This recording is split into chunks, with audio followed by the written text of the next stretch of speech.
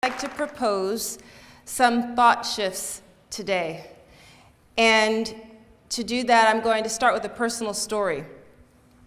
When I was a little girl, my father, who was a big jazz head, would be in the habit of dropping my mom off to a ceramics class that she took. I was about 4 years old at the YWCA in Germantown. He would take us back home in the interim while she was doing her throwing the clay on the wheel. He would give us, me and my sister, our baths, powder us up, and then he'd put on music. Music like the work of Horace Silver, who was formerly with Art Blakey of the Jazz Messengers. And he would hold our hands, and he would just kind of rock us to the music. Sometimes he'd hold us in his lap. And I very quickly realized this was my way of connecting to my dad, because he was in a wonderful space when he was listening to his music. And what I learned from him and from jazz is that these were musicians who were spinning story out of code, and they were really masking complexity behind their sharp suits, their thin ties, their hats cocked to the side. So musicians like Sarah Vaughan, John Coltrane, Billie Holiday, Ella Fitzgerald, Charlie Mingus, one of my father's favorites because he played jazz bass in the service, and of course Count Basie. And I may have arguably been the only 12-year-old little black girl who knew all of the Frank Sinatra catalog by heart, because my father would listen to, I think it was WPEN, every weekend where they played Frank Sinatra, and he would always remind us, girls, that's Count Basie backing him up. So I knew a lot of Frank Sinatra. But what I didn't realize then was that my father was really introducing me to complexity. And fast forward many years later, I was in the throes of completing a PhD while working full-time. Because I thought, how hard could that be? It's just a big paper at the end. So I decided to do a PhD while working full-time. And my area of work is design management, and I was specifically focused on experience design and service design. I was working with the Ritz-Carlton Hotel. This is a photograph of one of the Ritz-Carlton properties in Cancun, Mexico. And I'm a qualitative researcher, and I was in a very dark place. Which is wont to happen when you decide to do a PhD. I didn't know what my theoretical construct was.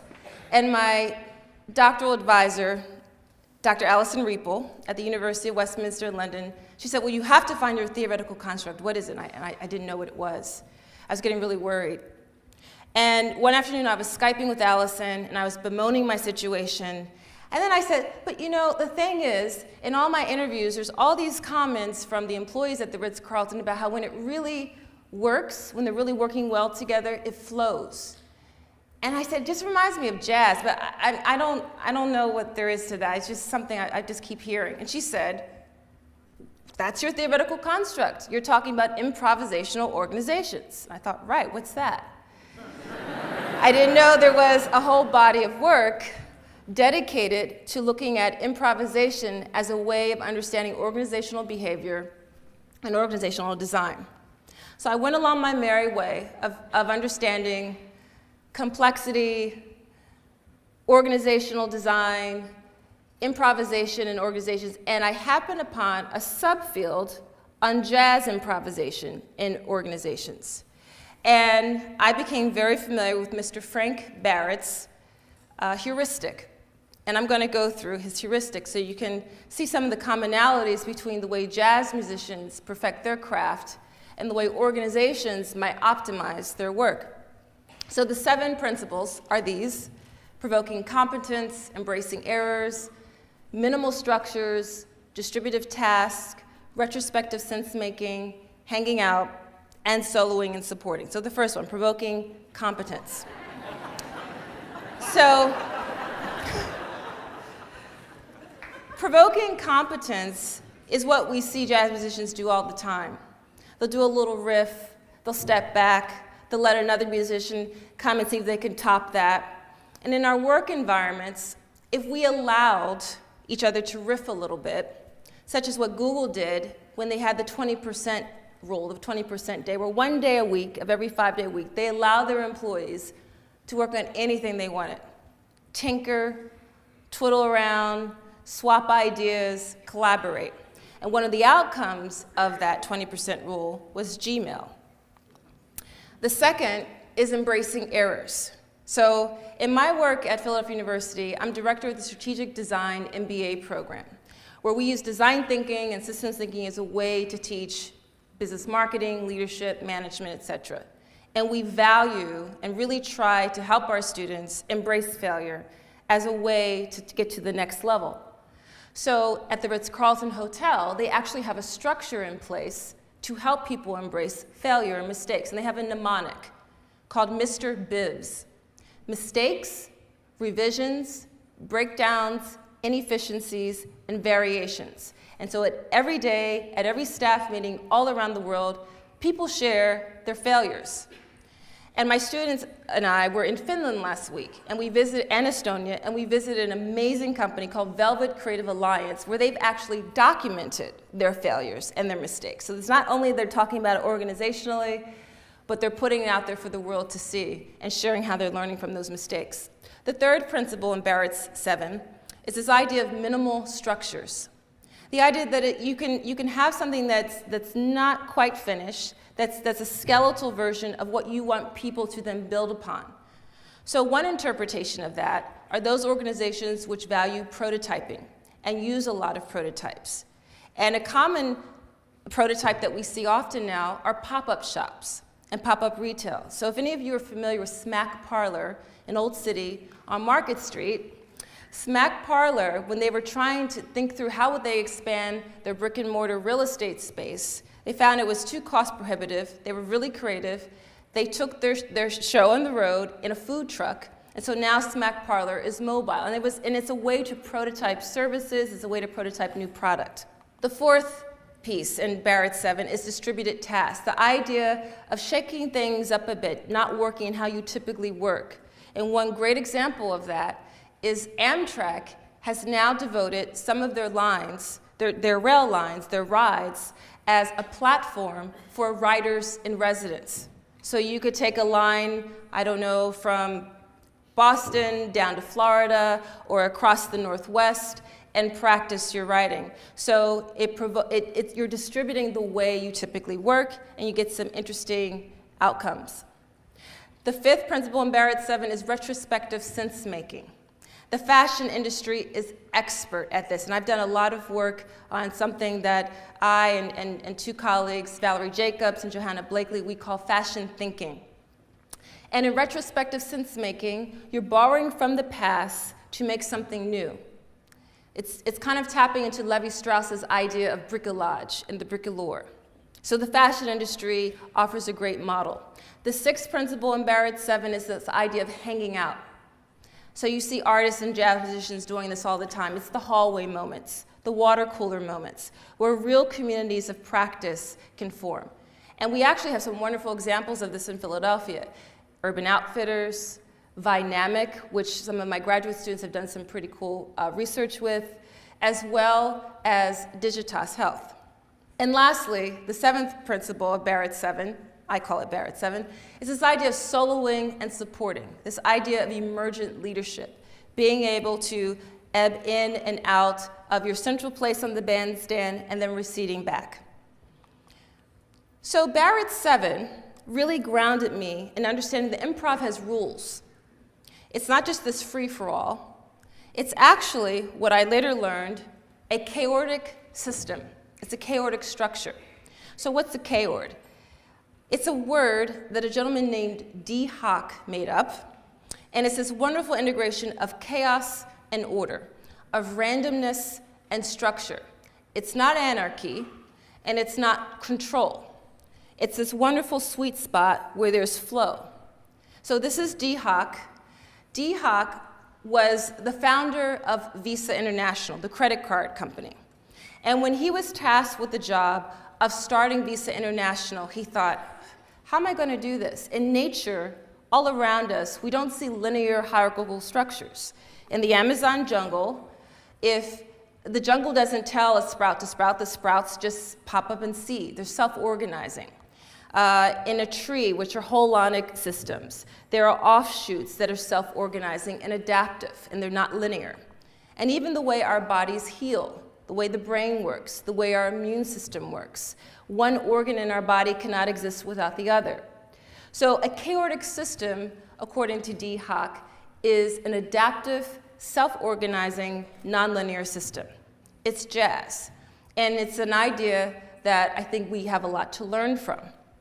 And D. Hock has also said that the best organizations are ones that you're not even aware of existing because they're flowing so well. So in immersing myself in this work about chaotic systems thinking, I realized that it was very linked into creativity. Creativity is actually very aligned with chaotic systems. And that's another part of my background. So my mom, who's in the audience today,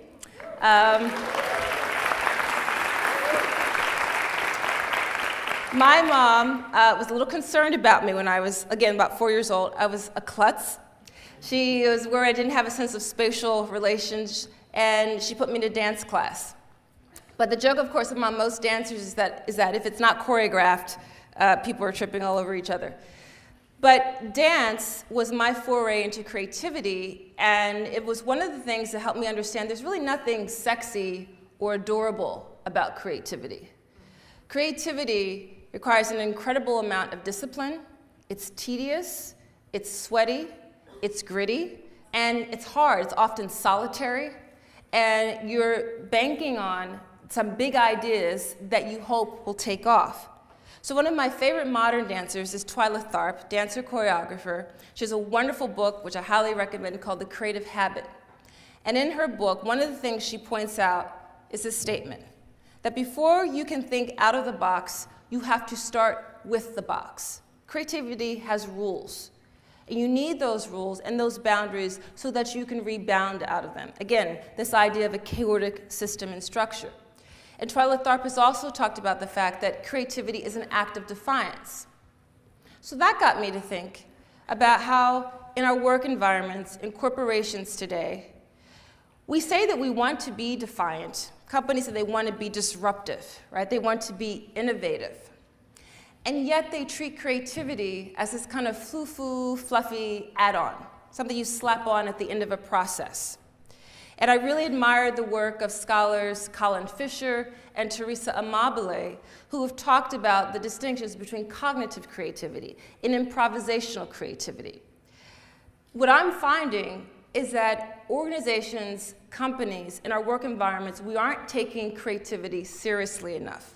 As Charlie Mingus, the jazz bassist, once said, making the simple complicated is commonplace, but making the complicated simple, awesomely simple, that's creativity, and that's really hard to do.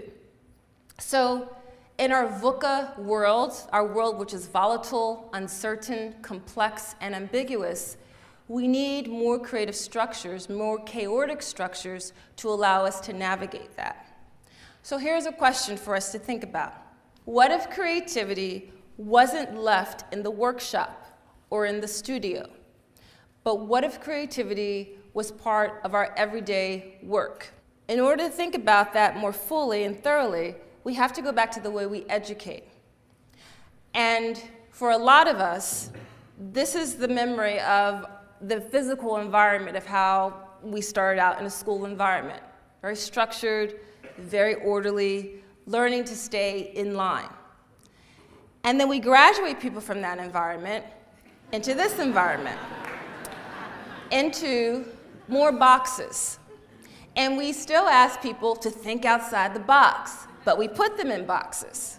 And we've trained ourselves to be in boxes. Well, as I've mentioned, I'm a professor at Philadelphia University. Philadelphia University was formerly the Philadelphia College of Textiles and Science. This is actually a photograph of students at the Philadelphia College of Textiles and Science in 1905 in a spinning lab studio. And one of the things that I think is remarkable about this photograph, and a lot of the photographs about how students at the old textiles learned, was very kinesthetic learning. People were up and active and engaged and touching and feeling. So a lot of what we've done at Philadelphia University is to tap into that legacy. So in the Strategic Design MBA program, for example, this is an MBA environment where we're constantly up and at the whiteboard. We're testing ideas, trying to encourage everybody to understand this statement, that if you don't make mistakes, you aren't really trying. You're supposed to make mistakes. This is the time and space to make mistakes. So hopefully our Strategic Design MBA students will graduate and contribute to new work environments. About a dozen of these graduate students and I were in Finland and Estonia last week, as I mentioned. And it was an incredible trip because we were working with some students at Aalto University in Helsinki on a project around the future of work. And John New from the Hub accompanied us because he was really interested in how other people around the world were thinking through this issue. And some of the things we learned as we were thinking through the future of work were things that we were projecting could possibly happen, were things such as more humble leadership, the role of story in creating more meaningfully to people, perhaps a blurred boundary between our workspaces and our learning spaces, perhaps even a return to an apprenticeship model, as well as less of an importance on where we work, because digital platforms are now making for a lot of you already to work very flexibly, but more of pondering the question of why we work. So kind of hearkening to Simon Sinek's Golden Circle. So I'm going to put forth that the future of work and learning will look more like jazz. And if it looks more like jazz, that means we'll have more emergent leadership. There'll be more adaptive processes. We will be more servant experts with each other. We'll know how to recede to the back and go up front when necessary. We will understand improvisation and value it and create places and spaces in our work environments. We will allow for self-organizing in our companies, if they're going to be called companies. We will be ambiguous friendly. A lot of my work now in research is understanding how do we help students to navigate ambiguity? How do we help them to get comfortable with it? We will curate our education and our work. We will embrace being bricoleurs and making something new from the old. We will understand that collage is a value because there's not a whole lot that's essentially new anymore. It's all in how we recombine it. We'll understand that the workspace is sacred, and jazz musicians on the bandstand embrace that idea because in jazz, in improvisation, you're neither in the past nor in the future, you are exactly in the moment, and that's a sacred space. And to view our work as that will be remarkable. We'll value mistakes.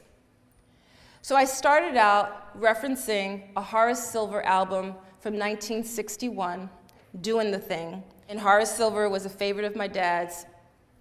And I'm going to end with a reference to an album he recorded 4 years later called Song for My Father in 1965. So in a lot of ways, this reflection has been for me a song from my father, who introduced me unknowingly at the time to complexity, something that I've tapped into and come full circle to. And I hope that sharing these ideas with you all will be in some ways a ballad for the future of work. Thank you.